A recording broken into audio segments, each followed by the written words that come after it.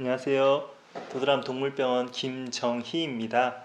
제가 이번에 발표할 주제는 덴마크 시럽가드 농장의 분만사 관리입니다. 발표 순서는 분만사 환경과 분만틀 구조, 그다음에 분만사 사료 프로그램, 그다음에 분만사 일반 관리와 약품 사용, 네 번째 포유자돈 양자 관리, 마지막으로 포유자돈 이유 관리와 그다음에 일주 추가 포유에 대해서 말씀을 드리겠습니다. 첫 번째 분만사 환경과 분만틀 구조입니다. 분만사 환경은 20에서 21도, 습도는 65에서 70% 정도 일정하게 유지를 하고 있습니다. 온도가 20에서 21도로 낮지만 자돈사 포유자돈의 보온구역이 잘 되어 있기 때문에 추위에 의한 어떤 자돈의 설사라든지 이런 그런 부작용은 없다고 볼 수 있습니다. 보시면 그 자동 보온 구역이 그 지붕이 덮개가 잘 되어 있고, 또 입구 쪽에 종이 커튼으로 이렇게 관리자가 직접 붙여가지고 자돈이 편안하게 쉴 수 있게, 바람을 피할 수 있게 조치를 취해 주고요. 또 바닥은 일반 플라스틱 패드가 아니라 보온 구역은 이제 세면으로 되어 있고, 또 바닥에 40도의 그 온수 보일러가 지나가고 있기 때문에 자돈이 굉장히 편안하게 휴식을 취할 수 있습니다. 그래서 사진에서 보이듯이 자돈이 포유하지 않을 때는 다 보온구역에 들어가서 쉬고 있는 것을 볼 수 있습니다. 그 하루 세로 기준에서 분만틀은 174에 273이고요. 스톨은 65에 215, 그 다음에 보온구역은 82에 140으로 되어 있습니다. 보시면 스톨 같은 경우는 그냥 일자형이 아니라 그림에선 잘 안 보이는데 가운데 폭이 좀 긴 약간 곡선형의 그 스톨 구조를 보이고 있고요. 또 하나 좀 특징은 그 앞사 방지트 이쪽 맞은편에 이렇게 나와 있는 부분이 곡선형을 이루면서 좀 바깥으로 나와 있어 가지고 유두를 이렇게 건드리지 않습니다. 그래서 유두를 손상시키지 않는 어떤 그런 구조이면서, 또 포유자돈이 그 포유를 젖을 잘 빨 수 있게끔 방해하지 않는 그런 구조를 가지고 있습니다. 분만사 사료 프로그램인데요. 앞에 교배사에서도 다른 동영상에서 말씀드렸지만 액상 사료를 일단 급여하는 것이 다른 점이고요. 또 하나는 포유두수가 많기 때문에 사료량 자체가 우리나라 좀 다를 수 있다는 것을 참고하시면 좋을 것 같습니다. 특이점은 우리는 보통 분만 전에 사료를 감량을 하고 분만 당일 거의 사료를 안 주는데, 덴마크의 경우에는 분만 전 당일까지도 사료를 급여를 하고 있습니다. 왜냐하면 분만 과정에서 충분한 에너지를 가지고 있어야 분만 시간이 단축되고 사산율도 낮출 수 있기 때문에 분만 전과 당일에도 사료를 급여하고 있습니다. 그래서 보시면 분만 입식하고 나서 분만 전날까지도 12.7kg를 급여하고 있고, 분만 당일도 이제 10kg를 이 농장은 급여를 하고 있습니다. 그래서 분만 다음 날부터 22일까지 평균적으로 한 1.8kg 정도 계속 매일 증량을 실시를 하고 있고, 22일 차가 되면 40kg 최대 사료치에 도달을 하게 됩니다. 다음은 분만사 일반 관리와 약품 사용입니다. 분만사 관리자는 총 3명인데요. 가장 우수한 능력을 가진 분만사 직원 1명이 포유 1주차와 2주차를 전담을 하고요. 한 명은 3주차, 4주차를 전담 관리를 합니다. 그리고 나머지 1명은 뭐 사료 조절이라든지 거세 단미 또는 뭐 기타 백신 프로그램이나 이럴 때 이제 보조 역할을 하고 있습니다. 그래서 1일령부터 그 보조급이기에 전해질을 음수 구별을 하고 있고요. 그 다음에 또 포유자돈 보온을 유지하기 위해서 그한 일주 동안은 감자 전분을 계속 보온구역에 뿌려주고 있습니다. 그리고 3일령에 거세 단미, 그 다음에 항콕시듐제 경구 투여, 철분 주사를 하고 있고요.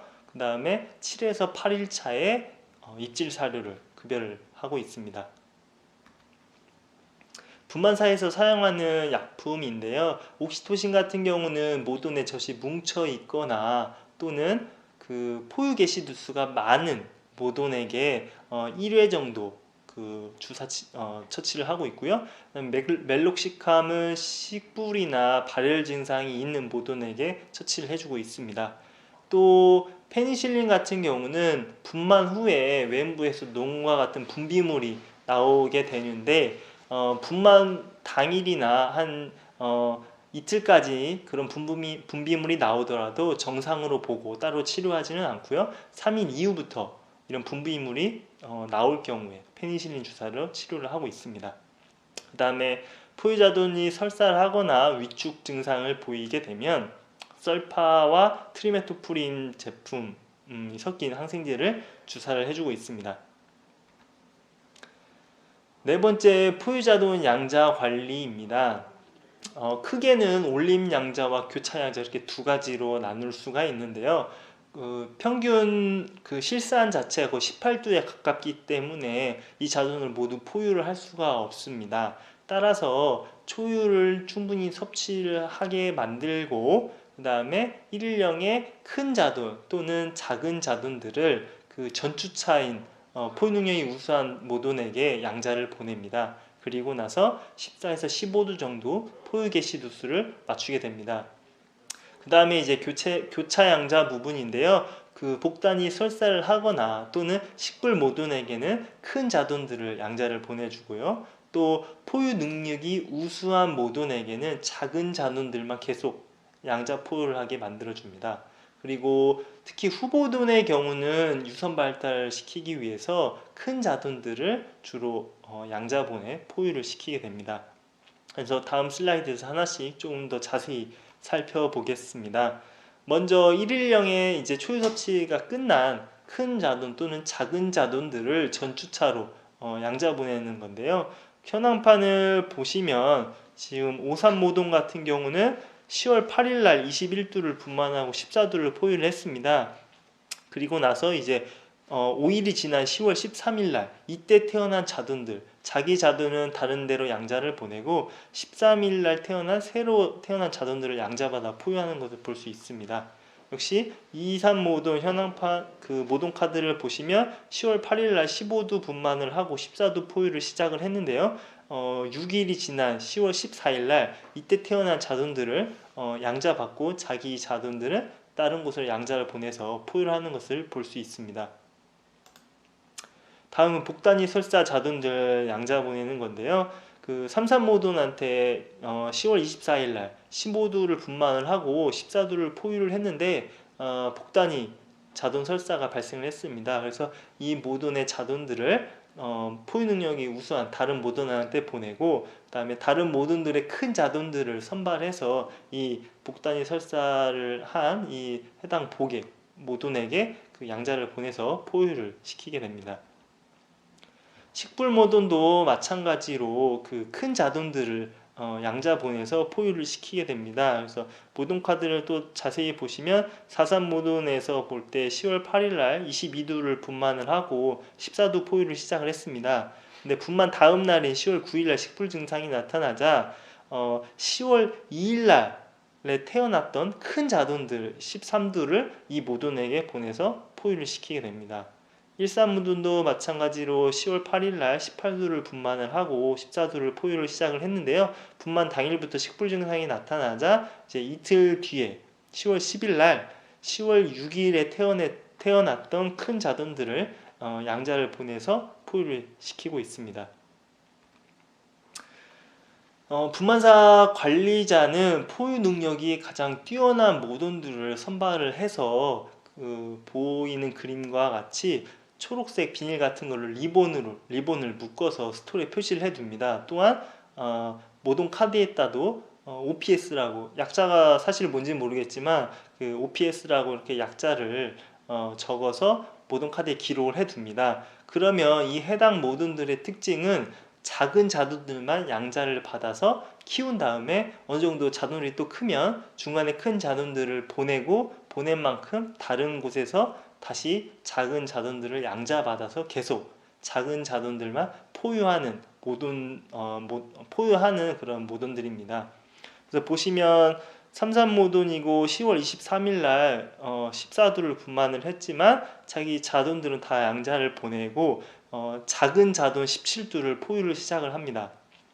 그리고 나서 하루가 지난 24일 날에 이제 17두 중에서 6두 정도가 이제 하루 동안 포유를 잘해서 어느 정도 크다 보니까 이 6두는 다시 다른 모돈에게 양자를 보내고, 그리고 다른 모돈에서 그 작은 자돈들 5마리를 받아서 다시 포유를 하는 것을 볼 수 있습니다. 마지막으로 포유자동 이후 관리와 일주 추가 포유입니다. 포유 개시 두수가 높다 보니까 28일 포유 기간 동안 계속 포유를 하지 않습니다. 이 농장 같은 경우는 28일 포유 기간 동안 한 30% 이상의 모돈들은 2번 내지 3번 이유를 하게 됩니다. 그래서 2번 이유하는 모돈은 3주차 정도에 한 번 이유를 하고, 그다음에 이제 28일에 이유를 하고요. 3번 이유하는 모돈의 경우는 2주차에 한 번, 3주차에 한 번, 마지막으로 이제 28일 포유 마칠 때 3번 이유를 하게 됩니다. 특히 이제 2번 내지 3번 이유하는 모돈들은 초산돈들이 주로 많습니다. 왜냐하면 초산돈을 유선 발달시키기 위해서 큰 자돈들을 양자받아서 포유를 하기 때문에 한 2주 포유하고 이미 큰 자돈들 시작부터가 컸기 때문에 빨리 이제 잘 큰 자돈들을 미리 먼저 이유를 통째로 하게 됩니다. 그래서 초산돈 비율이 높고요. 그래서 제가 전산을 쭉 봤을 때 26주 동안 평균 복당 이유 두수가 15.4두인데요. 이유당 이유 두수를 이렇게 환산을 해 보니까 한 11.6두로 이렇게 계산이 됐습니다. 그리고 43주차 저희가 방문했을 때 제가 이후 예정인 모돈들 쭉 현황판을 살펴봤는데요. 82두 중에서 28두인 34% 정도가 이미 한 번 이상 이유를 했던 모돈들이 있었습니다. 그래서 보시면 현황판을 그 모돈 카드를 보면서 자세히 한번 보겠는데요. 219번 모돈의 경우는 9월 30일 날 16두를 분만을 했고 14두를 포유를 시작을 했습니다. 그런데 분만 다음 날인 10월 1일 날 자기 자돈은 다른 곳에 양자를 보내고 큰 자돈들 14두를 양자받아서 포유를 시작을 합니다. 그래서 큰 자돈들을 먼저 포유를 하다 보니까 10월 16일 날에 이 큰 자돈들을 한번 이유를 합니다. 그리고 10월 16일 날 이유를 하고 나서 10월 9일생인 자돈을 다시 양자받아서 포유를 하고 28일에 27일에 2차 이유를 하는 것을 볼 수 있습니다. 3번 이유한 거를 보시면 223번 같은 경우는 9월 28일 날 15두를 분만을 했고요. 다시 또 분만 당일 초유만 먹이고 이제 양자를 보내고 큰 자돈들을 14두를 양자받아 포유를 시작을 합니다. 그리고 10월 8일 13두를 1차 이유를 하게 됩니다. 9월 28일에서 10월 8일까지 약 11일 동안 포유를 하고 이 자돈들을 이유를 했고요.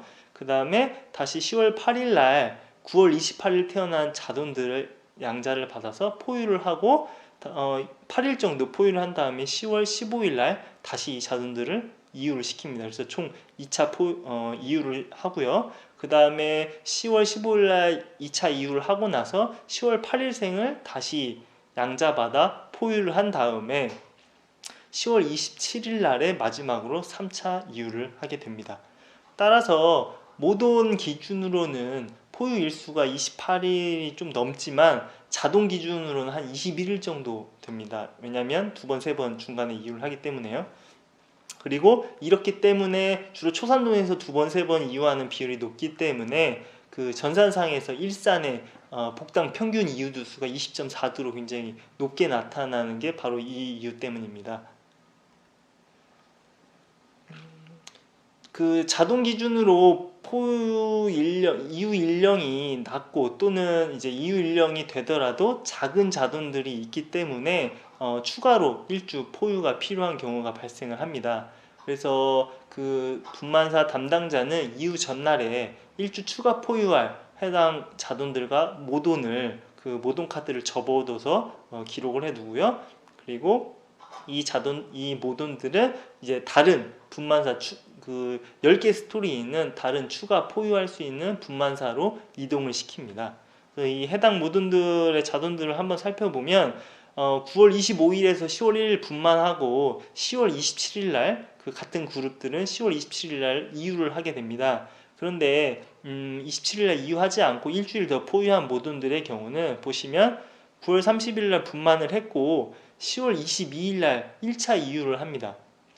그리고 이 22일날 이유를 하고 나서 10월 14일생을 받아가지고 10월 14일에 태어난 자손들을 받아서 포유를 시작을 합니다.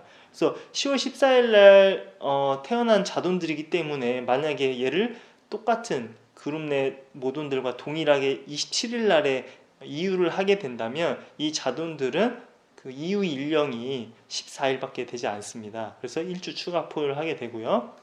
또 10월 1일날 분만을 했고 10월 21일날 1차 이유한 모돈이 10월 21일날 다시 17일에 태어난 자손들을 포유를 하게 됩니다. 이 자손 역시 만약에 10월 27일에 같은 그룹과 같이 만약에 모돈이 이유를 하게 되면 이유 일령이 11일밖에 되지 않습니다. 따라서 이런 자손들을 1주간 추가 포유를 실시를 합니다.